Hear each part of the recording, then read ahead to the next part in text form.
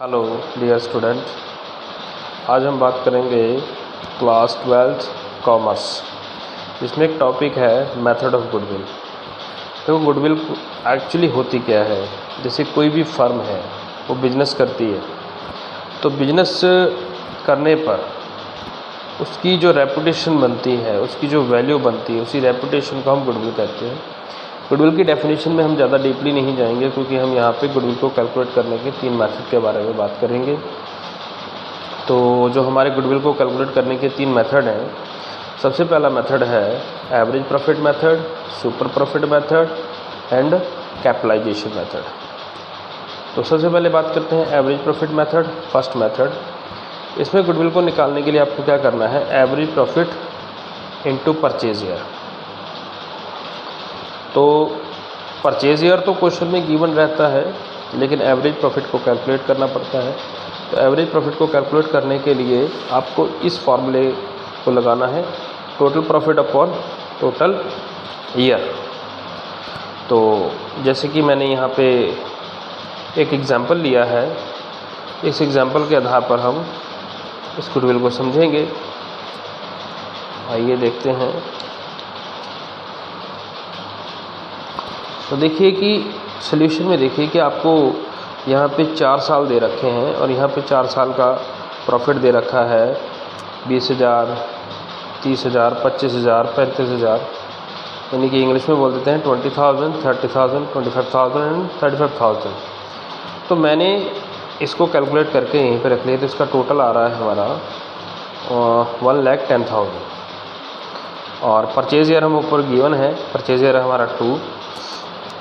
और अब हम गुडविल को कैलकुलेट करेंगे।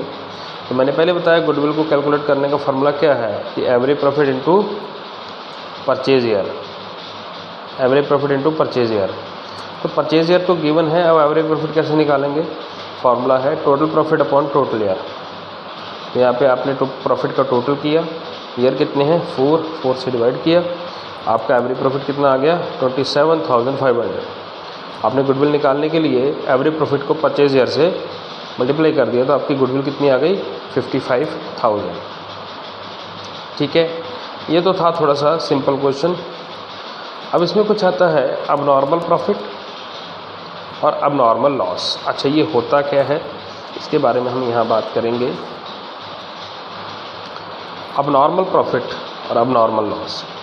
तो अब नॉर्मल लॉस को समझने से पहले हम बात करेंगे नॉर्मल लॉस की। देखो, natural loss it is means that it is a regular loss during the processing. कोई भी हम काम करते हैं जिसमें हमें पता है कि ये लॉस होना ही होना है, उसको हम कहते हैं नॉर्मल लॉस। जैसे कि मान लीजिए आपके पास एक पानी का टैंक है, उसको आप भरते हो तो कुछ ना कुछ पानी उसमें से ज़रूर गिरता है। तो वो क्या है, नेचुरल लॉस, यानी कि नॉर्मल लॉस की वो हमें पता है होना है। लेकिन अब नॉर्मल लॉस क्या होता है। अब normal loss is a accidental loss of any goods. जैसे मान लीजिए ऐसा लॉस जिसका हमें पता ही नहीं है कि वो लॉस होना है, तो उसको हम कहते हैं अब नॉर्मल लॉस। जैसे मान लीजिए पानी का टैंक है, उसमें से थोड़ा थोड़ा पानी निकल रहा था, तो वो तो चलो नॉर्मल लॉस है। लेकिन मान लीजिए वो टैंक फट जाए, टूट जाए, तो वो उसका आपको पता नहीं था, किसी एक्सीडेंट से, किसी वजह से वो हमारा लॉस हो गया, जिसका हमें बिल्कुल नॉलेज नहीं था कि वो होना है, तो उसको हम क्या कहेंगे, अब नॉर्मल लॉस। ठीक है। अब बात करते हैं अब नॉर्मल गेन की। देखो, आपने कोई चीज़ 500 रुपये में बेचते हो, उससे आपको 200 रुपये का प्रॉफिट होता है। लेकिन जब आपके त्यौहार होते हैं, कोई फेस्टिवल होता है, मान लीजिए मिठाई आपने 500 की बेची, उसमें आपको 200 का प्रॉफिट हुआ। लेकिन जब त्यौहार होता है तो आप महंगा जो हमारी मिठाई है उसका रेट आपने क्या रख दिया 600 रुपये। अब वही प्रॉफिट जो आपको 200 रुपये हो रहा था, वही प्रॉफिट आपको 400 रुपये हो रहा है।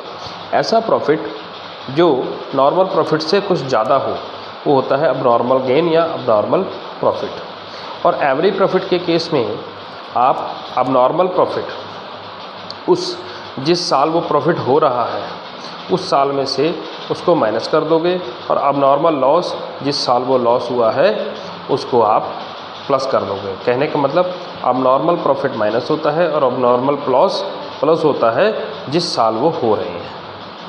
तो मेरे को उम्मीद है कि आपको ये मेथड समझ आया होगा। जिसको नहीं समझ आया होगा वो कमेंट बॉक्स में जाके मुझे कमेंट कर सकता है। तो थैंक यू वेरी मच। कल हम बात करेंगे गुडविल के अगले टॉपिक की, अगले मेथड की, जिसका नाम है सुपर प्रॉफिट मेथड। ये सेकंड, इसकी बात नेक्स्ट वीडियो में करेंगे। Thank you very much.